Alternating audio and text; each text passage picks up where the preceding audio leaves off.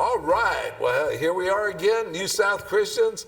I've got a great guest on. I was just telling her the other day, I hadn't seen her in a while, and I was telling her about how we find people for the show, and people might think I'm just being silly, but the truth is, we don't meet by accident. I mean, the way I met Stanley, who works here, I met you originally, talking about podcasts.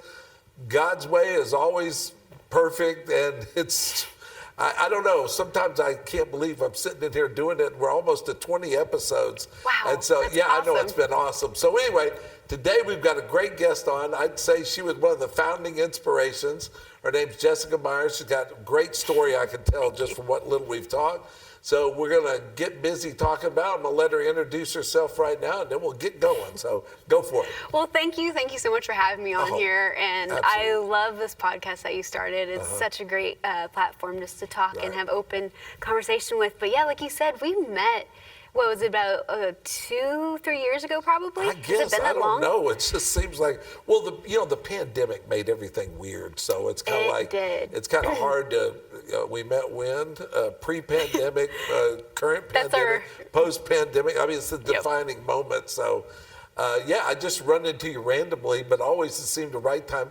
You know, the thing I always remember about you the most, you're just so positive. Like, yes, I'm Jessica. I love broadcasting. I love it. I was like, man, is she eating the happy food or what?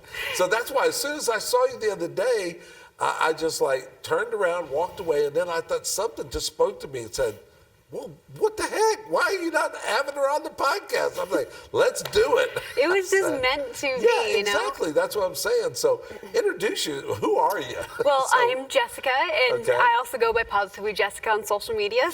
You go by what? Positively Jessica on social media. All right. Shameless plug there. So Positively on what platforms? I'm on Instagram and Facebook. Okay, and you just do a short show? Or I do some... All Things Jessica Happy or All Things Jessica's World or what? Well, so I do some videos and posts and just kind of like life updates. Oh, okay. I try to post and show just to be positive, and I know life is going to throw so many people ups and downs, and as we talked, back when I was 11 years old, I was diagnosed with brain cancer, and I went through so much treatment, chemotherapy, radiation, brain surgery, 11 years old.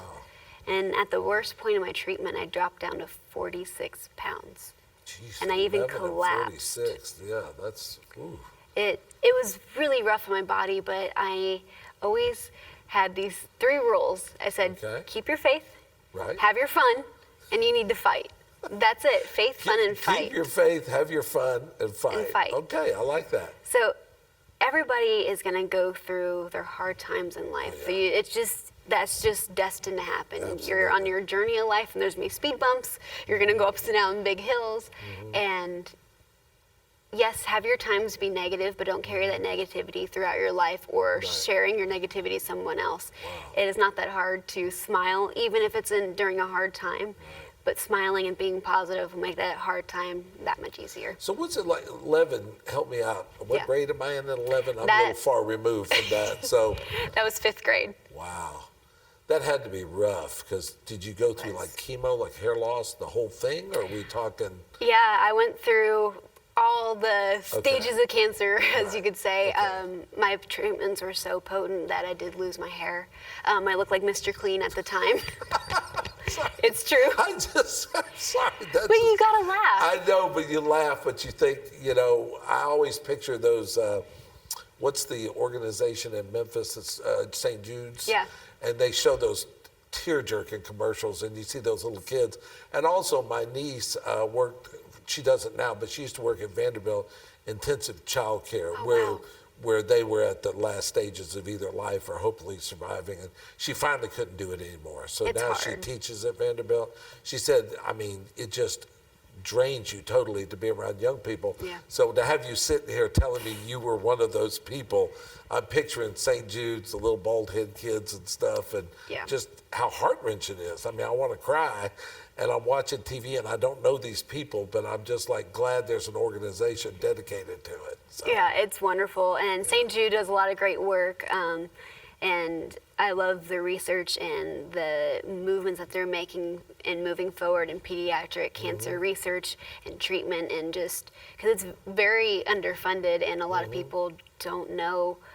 It's different treating a kid going through cancer than treating an adult. Oh, yeah. It's way different. And I think when people think of cancer, it's the same medication or it's the same process, same treatment. It's different for every single person, no matter how old you are. But you know what my niece told me that struck me the most painful? She said, obviously during COVID, limits on who could come see them, and you're already in this horrible situation. Yeah. But she said also how some family members wouldn't come see them. And she said you become very attached because you're with them so much, and then you see this and you can't understand it. And she said you really become so connected to it, and then the problem is you lose them.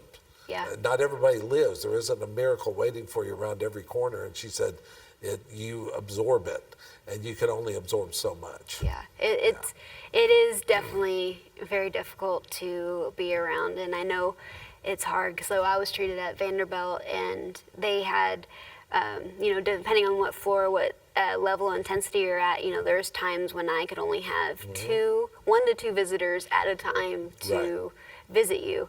And that's hard because you still are a kid and you still want to have your fun and not just be hospital medications, hospital bed, doctor's office, step, repeat. You're still a kid and you need to have your connections. Like in 5th grade, you have recess, you have your homework, you have Friday night football games, and all that just flips upside down. So your friends and some of your connections sadly do get lost because it's 2 different worlds that you're in, and it's hard for your friends and some family members to see their loved ones go through that. Wow. Well, let me do this because this is getting pretty intense pretty quick. I know. So I know it's fine. I want to do all this, but I just wanted to explain to you, like New South Christians really grew, kind of what I was mentioning before we started. It really grew out of the idea, you're Gen Z, okay? Yeah. Everybody knows you're the biggest generation that's coming. Yes. There's a lot of negativity associated with you from the spiritual religion viewpoint. There's a lot of research that says, people like to say, your generation's view on religion and spiritual things are kind of not the mainstream, and you're killing Jesus. In other words, you could be responsible for the downfall. We're in the Bible Belt, the traditional Bible Belt, so it kind of grew out of the idea of what's Gen Z? Is it your New South Christian? I have so many people on here that are from California, Michigan, Miami, etc. I have people that believe, don't believe. We had a pagan on the other day. I've had a Reformed Catholic. I've had a real traditional, serious Catholic. I've had Spirit-filled charismatics. So it's run the gambit. But this isn't my grandma's Bible Belt. No. You're going to go to hell. She was rough. So the idea was to get people like you on. Who are you? Where are you spiritually? Where are you as far as with the church, et cetera? Obviously, through your personal trials and tribulations, you've had some, it can be positive, they can be negative. I've had a lot of people on here that got closer to God, got away from God, things triggered it, etc.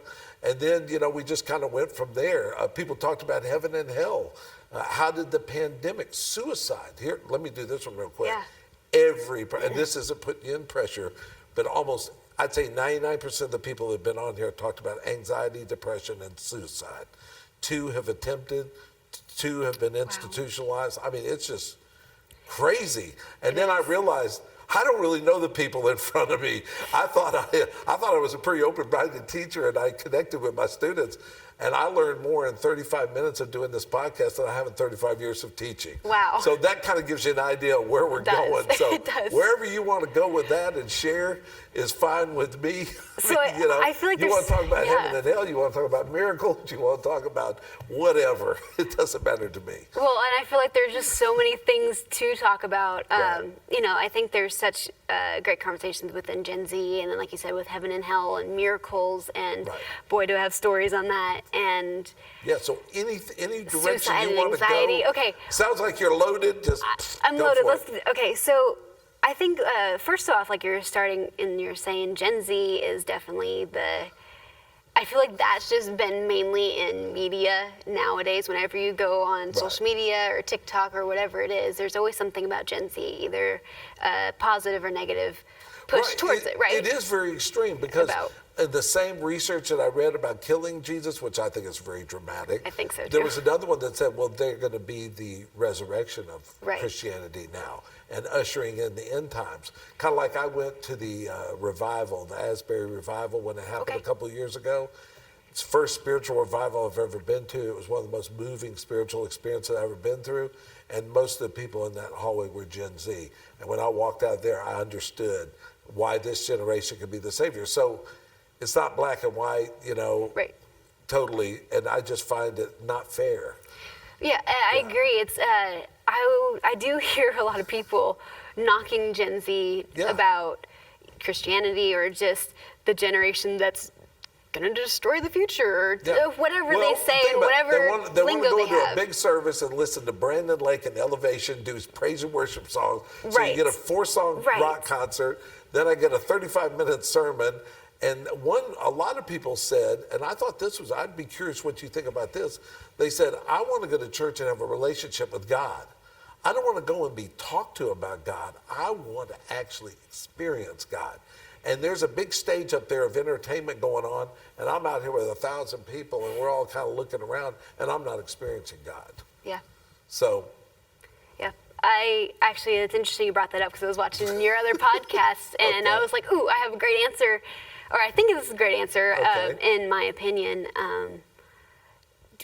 With your relationship with God, like we were saying earlier, your relationship with God, I don't think goes stronger just because you go to church or because you do A or you do B. I think that depends on each person and how they want to be closer with God and grow the relationship and what steps they want to take towards that. And within the church, I think it's good to go to church and good to get your gospel and your scriptures and get in a way, like a refresher, so that way you can go back and apply it to your life.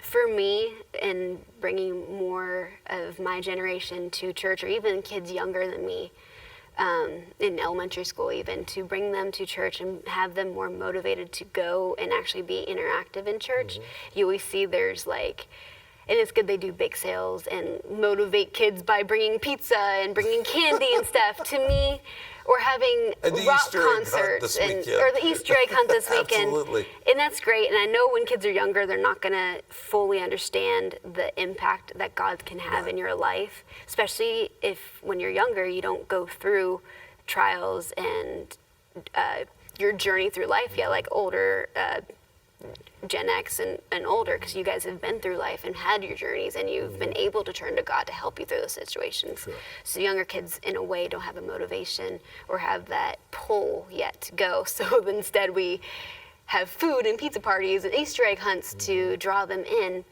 But for me, when I was in high school, one of the biggest things that was like a turning point in my relationship with God is when I'm a Catholic, and we went to a Catholic art work camp. Okay. And it was a week, and my whole high school group at my church, we raised money. We all worked for it, raised the money, and got to drive on a bus from Tennessee all the way down into Florida around Disney World.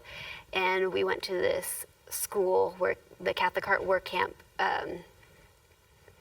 for the week was hosted at. And we all, in the most simplest way, we all sang together. We all shared the wisdom and the word of God together. We didn't have to have pizza parties. We didn't have to have big rock concerts or Easter egg hunts.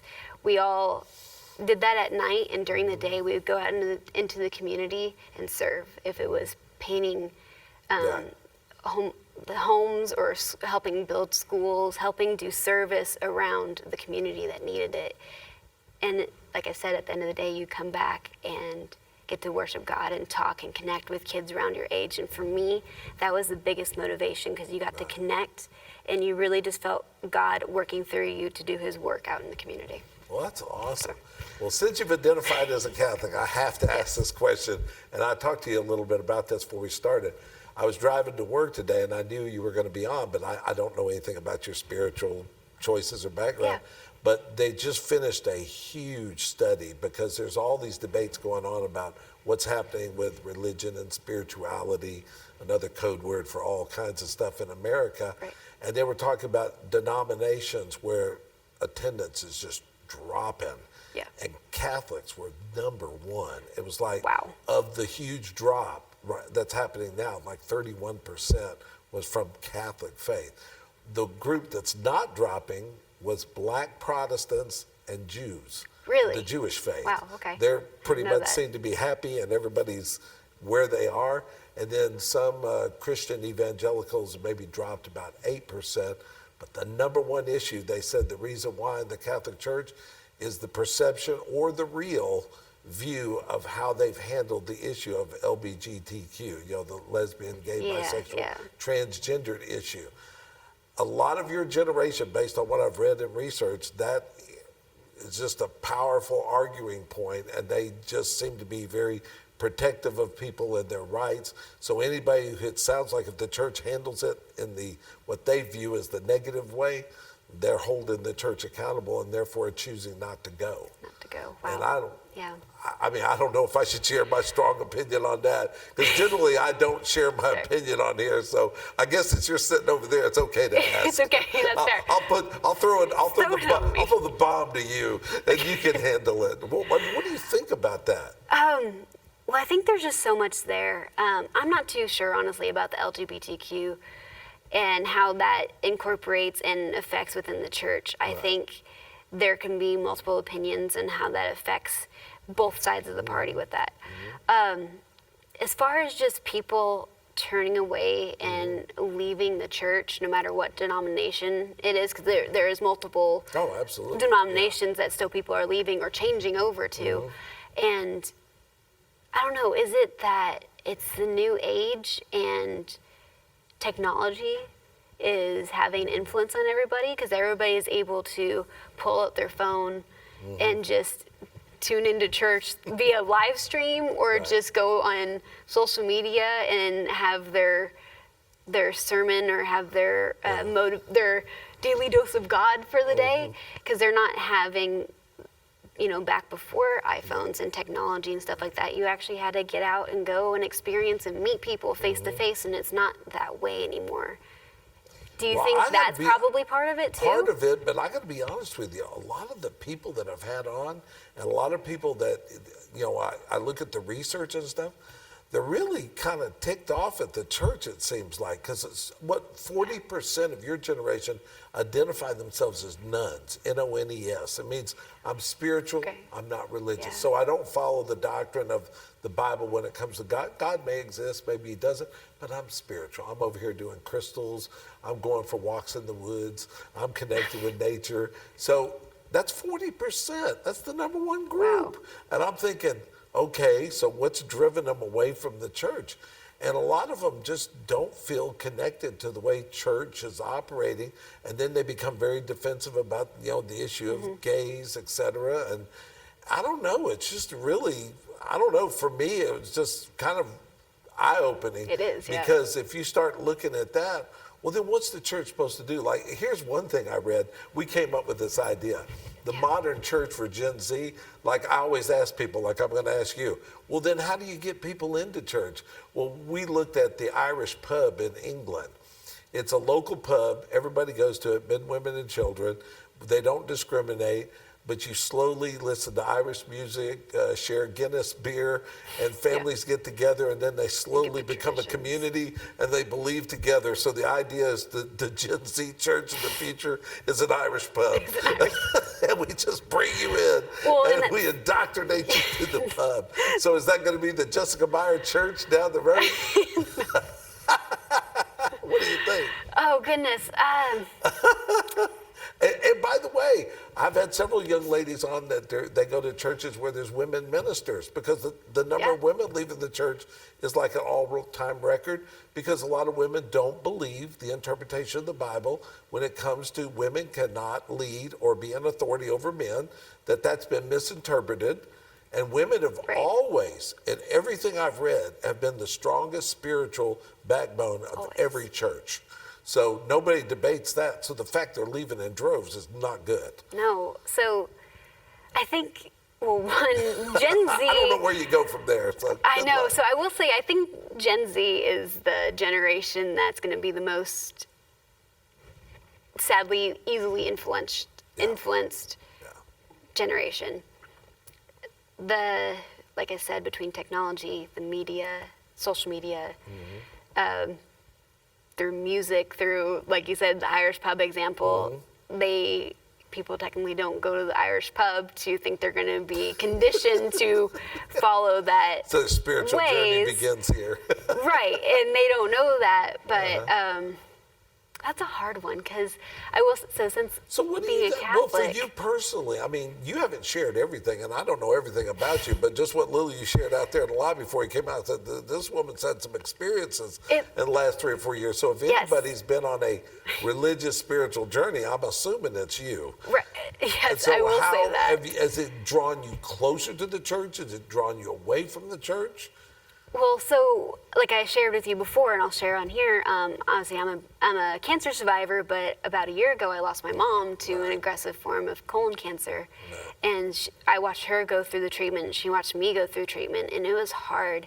And again, we kept our faith, kept our fun, and had fight, and we have to fight no matter what. So she shared the big threes? She shared the big threes, and during her battle, one of the biggest things that stuck out to us, like there was a quote that or I think it was even a Bible verse or something. It's, God will fight it, you just have to face it. Ooh, I like that. And to me, that just stuck with me through her whole battle and going forward. And I will say, I'm so thankful I got to grow up and have God in my life continually through the journeys that I've had. But you also, I mean, because sitting here sharing, you've had a double whammy. So it's like you survive, your mom doesn't. Yeah. How hard is that I mean, this might be getting too personal, but no, you're good. How hard is it to navigate why?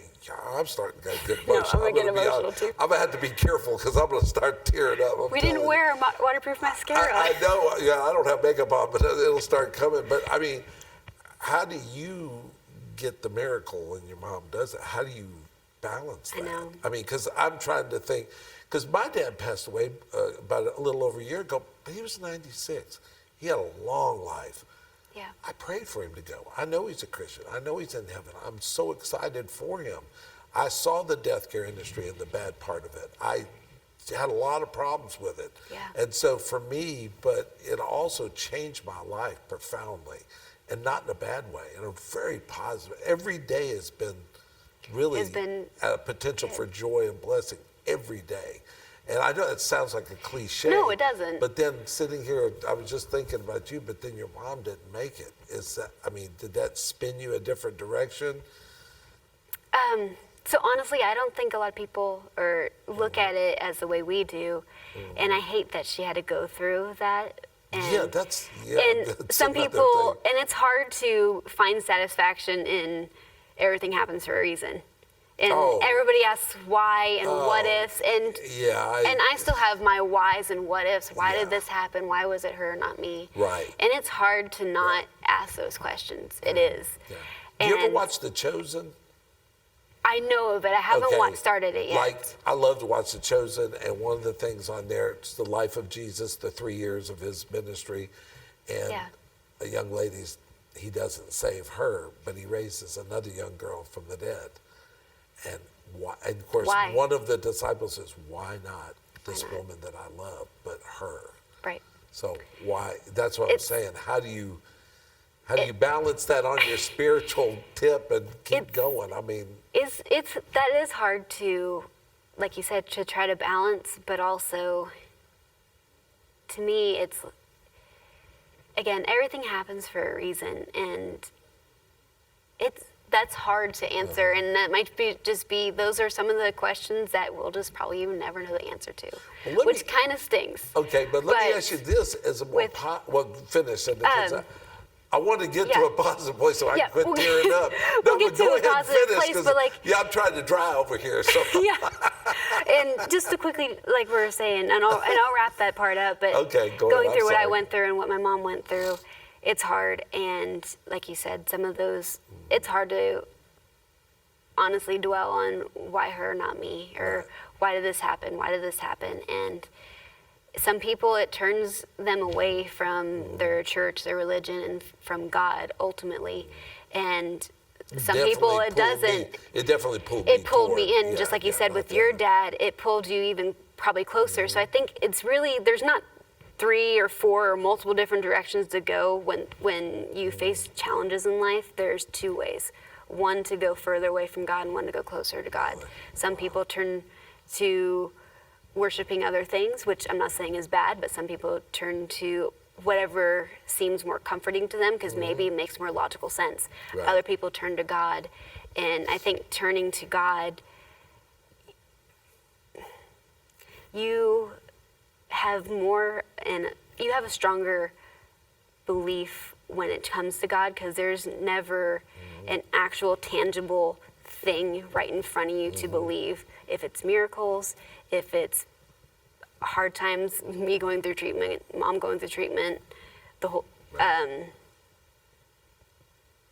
just even following your faith and following the Bible, there's nothing tangible there. Right. And I think your belief and your faith grows stronger with God when you turn that way after a hard time. Really? Well, then I have to ask you, this is a great positive way to spin Yes, out let's of go this. for it. I'm assuming, do you believe in heaven? I do. Then describe heaven for me. I've had a lot of people on here, I've asked this question. So it's crazy. So a couple things. Well, one with heaven, I believe even more in heaven now that my mom has passed because I know she's up there, and I say it every day, I know she's up there dancing in heaven with the angels.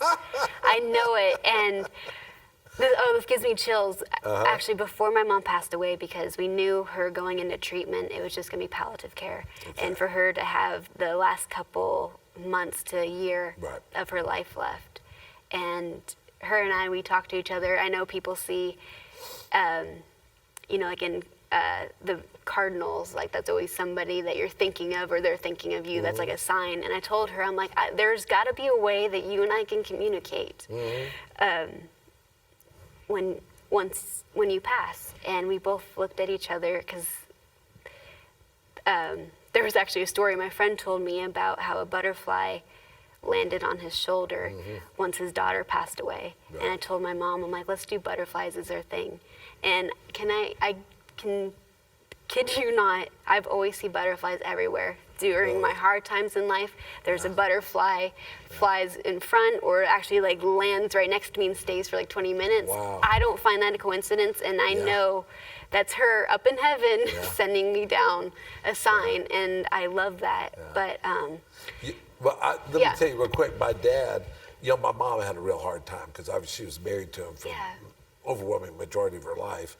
And so she felt like he left her behind, even though he was older than her. So naturally, that's probably the progression, right? Yeah.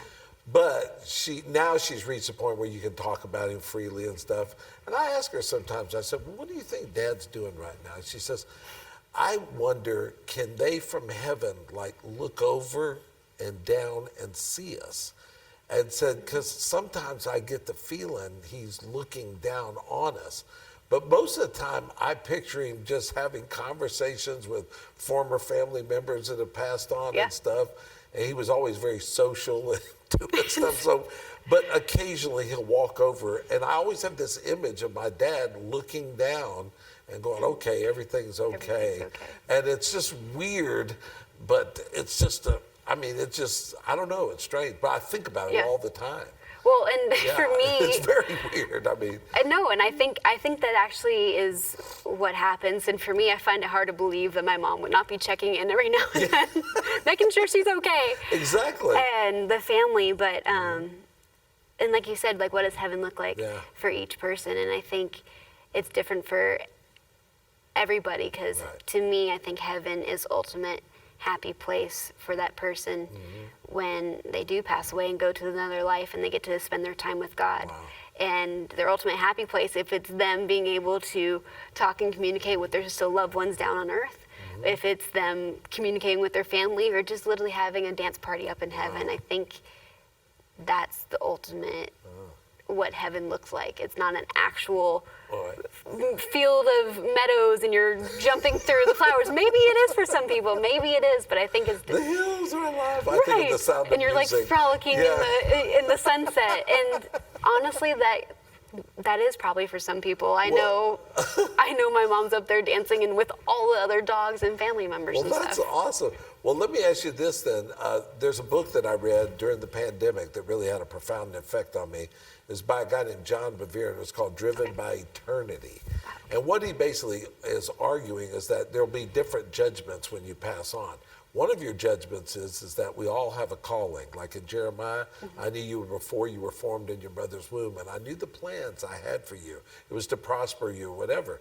And his argument is we're only here 0 seconds, eternity. In terms of eternity, this conversation here, our life is like that. It's over. So what I was going to ask you was, so what is your calling? Because what he argues is at that judgment, it's going to be, okay, Jessica, these are the gifts I gave you. This was the plans I had for you. This is what you chose.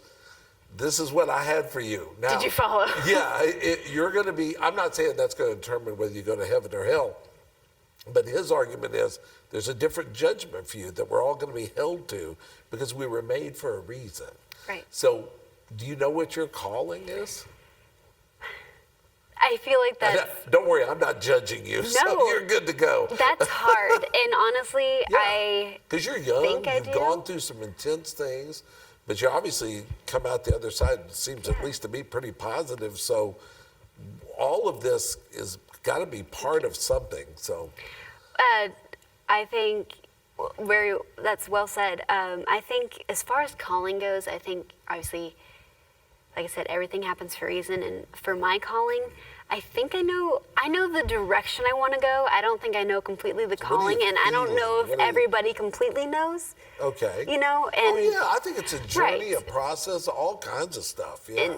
And like you said, everybody's life. I'm older than you. I've already known I've missed my turn a couple of times, but there are multiple turns. There's let me tell you this, and I'll let you finish. Yeah. There's a pastor who's considered one of the greatest pastors of the last 100 years. Got a real strange name. His name's Smith Wigglesworth. He's from England. He was a plumber until he was 55 years old. God called him to the ministry. I've got a book that my brother gave me of all of Smith Wigglesworth's sermons. You should read them. They are the most powerful sermons I've ever seen. Wow. He was called at 55 and did this great work for God at the end of his life. So the idea is if you miss one, there's another and another and another. And I know in my lifetime I've already missed a couple. So that's why at you being younger and having experienced all this, which way is the river flowing? Are you feeling anything? I honestly, I do. So it was crazy when I was just about finishing the treatment for cancer, when I was going through it, and this is how I know it was God. My mom and I and my friend actually, we were waiting for out of everything, waiting for my blood test results to come back to see if I needed a transfusion before I could start chemo, within the next couple days. And of course that takes forever. So we went downstairs at the Vanderbilt Children's Hospital. We got some food, and we ended up hanging out, and they had this event going on, their annual radiothon to raise money to help. Oh, the radiothon! I feel the vibe. I feel it. You feel the vibe. Yeah. And 11 looked like Mr. Clean, bald, literally. The last thing I was thinking of, and they walk over. That's an on-air personality if I've ever heard of one. They walk over and go, "Would you like to announce the number on the radio?" And I look at my mom. I go, "They're going to give me a microphone?" And they're like, "Yeah, you can do whatever you want." And I was like, "Can I tell a joke too?" Sure. And I told the most cheesy, corny joke on the radio. And ever since then, I knew I was supposed to be in some sort of broadcasting direction, broadcasting media. I've done, and actually I've been ambassador for the hospital, and I really have a passion for that, to help kids and adults going through what I went through. You can tell you're very laid back, you're very comfortable, you're very chilled. I mean, think about it, I've taught over 35 years in front of a classroom. That's a type of broadcasting. Yeah, when you sit down to do this, people always say, "Well, is it hard to do?" I go, "That's just like sitting in front of the class, blah, blah, blah." My girlfriend likes saying, "Blah, blah, blah." That's what you're good at. And so, but the thing is that he gave you gifts, he gave you talents. Yeah. That's the point. And that's exactly it. And I think finding your calling or finding your career path, and I feel like that's so overwhelming, especially for kids my age that are in college or just getting out of college. That's hard and stressful, and it gives you anxiety to try to figure out what you're supposed to do. But I think if you find out what you're good at, what your passions are, or even just like your interests, and then God will help direct you the rest of the way, is what I think. And I know. And if you hit it, I mean, can you imagine the rewards? Woo! I mean, if you want to be American. All right, I only got a couple more things. You're good. I know, because we can talk forever. I know, that's my problem. You and I can see the mix. This is how we met, right? Hey, we just talked Stanley the whole will be out here going, hey, Dave, it's 5:30. It's time to go. So anyway, just a couple of things. I'm wondering, so how do you feel about your future? Because I teach economics. Yeah. I look at students, sometimes I have to tell them bad news. You're 40 trillion in debt. My generation's dumped all over you. We haven't been the best stewards of the country that we're handing you. I mean, let's just be honest. That's the way it is. But how do you feel about the future? Do you feel, because even though you've had all these experiences, you seem very positive. Do you feel good about the future? Do you feel good about? It's stressful. Okay. It's stressful, honestly, to do be I put you in honest. the box of anxiety, depression, whatever? Or definitely. Are you basking in and hiding it, or what? I'm not in the box of depression. I feel more anxiety and overwhelm becoming into an adult. And I always joke, adulthood is hard. Being an adult is hard. Can we go back to being kids and taking naps on a daily basis? I love a good nap.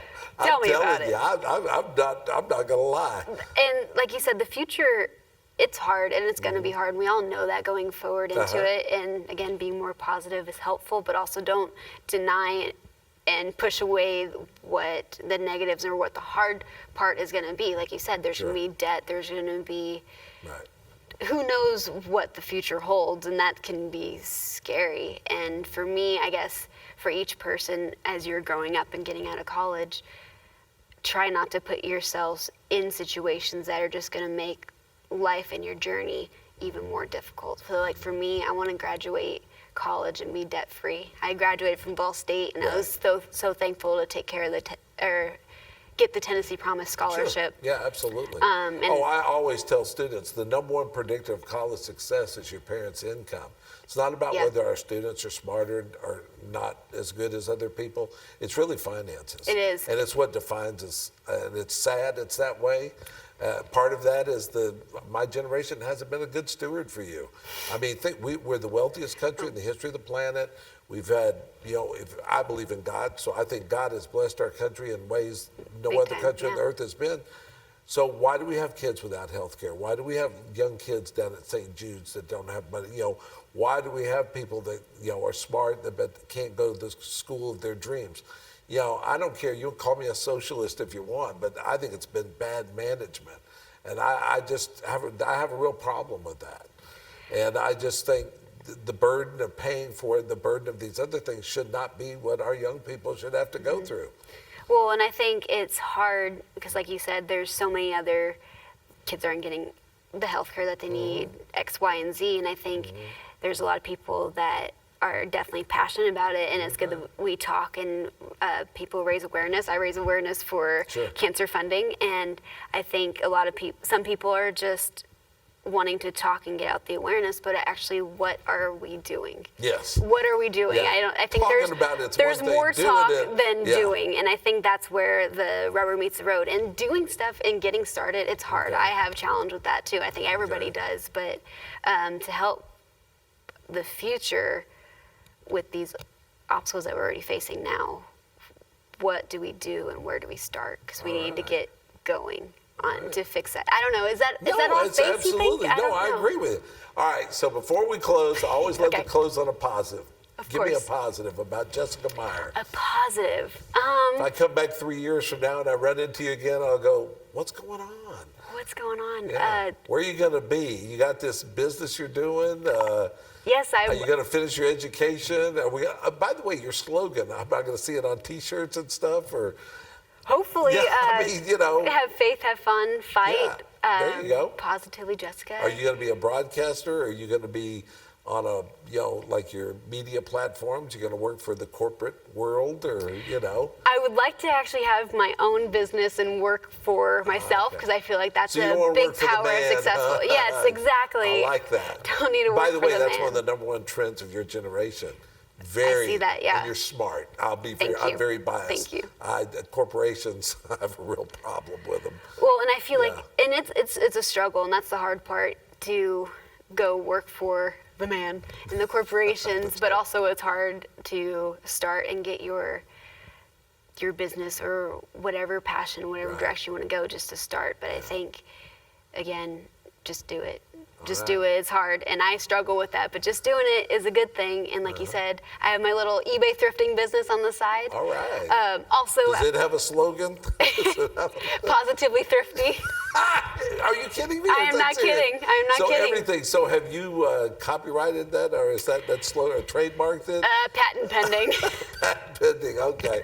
All right. Well, that's about it for today. I want to thank Jessica Meyer, and if anybody has enjoyed this, feel free to give us a shout if you want to be on the show yourself. And I got to tell you, I really believe this. We did not meet by accident 3 years ago. And isn't it weird? The journey you go on with God is always this way. So crazy. Some small conversation, then I meet Stanley, I meet that other student, and then here we are 20 episodes later, and I've learned something from every one of them. If nobody else watched them but me, I get something out of every bit of it. And that's not being biased, I'm just telling you the truth. Because it's about you, it's not about me. And I always tell students, how's it go? It's all about God. He did it, not me. It's his podcast, not mine.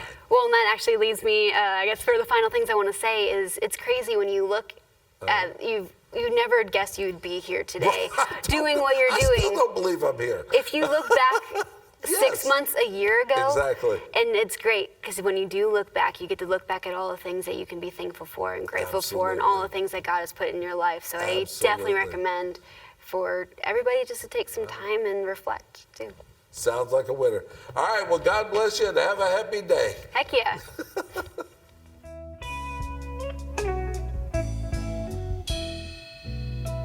People get ready, there's a train a-coming. You don't need no baggage, you just get on board.